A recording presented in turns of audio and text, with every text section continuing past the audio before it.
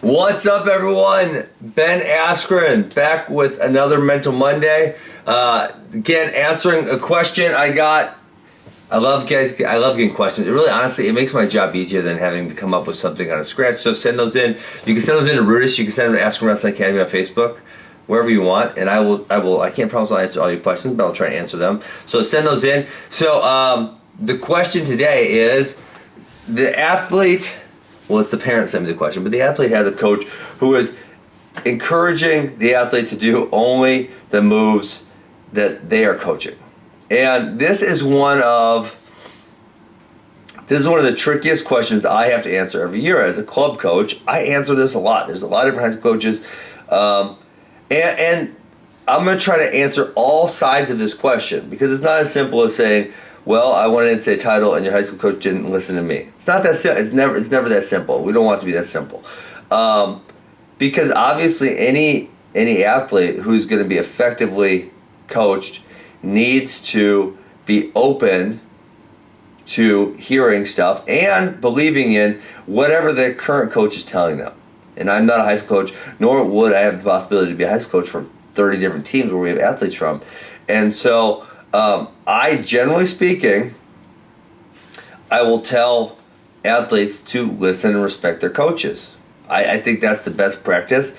Now, obviously, some of my older, smarter, more mature athletes, they can smell BS from a mile away. So if their coach is showing them something that they know probably isn't going to work or maybe isn't great technique, and they say, well, I want to tell listen, you don't need to tell them. Just appease them, and then go execute on the moves that you know are the right moves in practice or in a competition, or when you're wrestling live in practice. And so now that might seem disrespectful, right? It's a challenge. It's a very big challenge. And so me as a coach, I hear all the time that such and such told me to do this or such and such told me to do that. And me as a coach, I always like to say, I have faith in the things that I teach, so I say, well, if that works, you can use it. But I don't think it's going to work because of boom, boom, boom, boom. And I maybe point out some flaws into whatever the technique they're doing is. That being said, I don't know everything. Nobody knows everything. And then obviously for wrestling, there's different body types, there's different strengths, different weaknesses, so you never know when something is going to work for a kid that may not work for another kid. May just work just for that one kid. And so I think as a coach, it's really important to be open to other people's advice, other people's. And a great example of where I see this a lot is at University of Wisconsin. I go there and I help with the badge RTC, and we have Chris Bono, NCAA champion, John Reeder, NCAA champion, Matt McDonough, NCAA champion. And so obviously they all came from different programs and different coaches. And so they have a different outlook on things, and so some of the Badgers guys will say, well, hey, Coach McDonough told me to do this, or hey, Coach Reeder told me that. Listen, those guys want NCAA titles. They're really good. A lot of techniques they do probably work, and so if there's a slight variation in what they're doing from what I'm doing, and that works for you, man, go for it. I have no issue with that.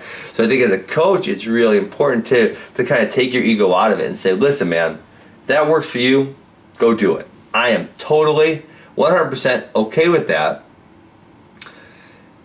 But obviously then on a different level, if there are flaws in what they're saying, maybe it's part of the flaw. Say, well, that might work, but here are the things that I see wrong with it. Keep trying it. If it works for you, that's good to go.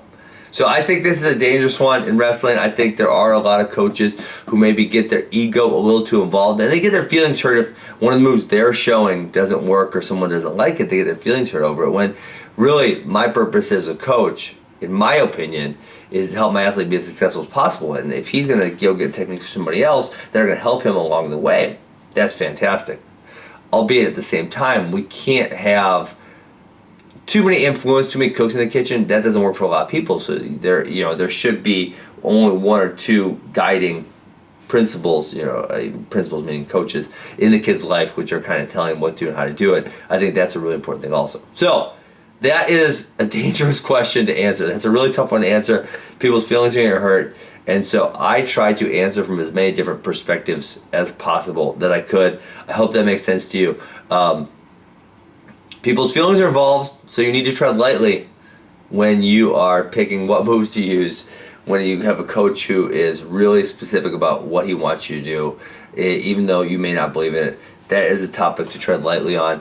Listen, it's a good one for kids to learn how to work with others as they get older. So, thank you for that question. Remember, guys, you can send questions into the RUDIS. You can send questions into Askren Wrestling Academy. I will try to answer those questions as frequently as possible, and that makes my life easier because I don't have to manufacture a situation with the money. I can answer your questions, and you can get helped out.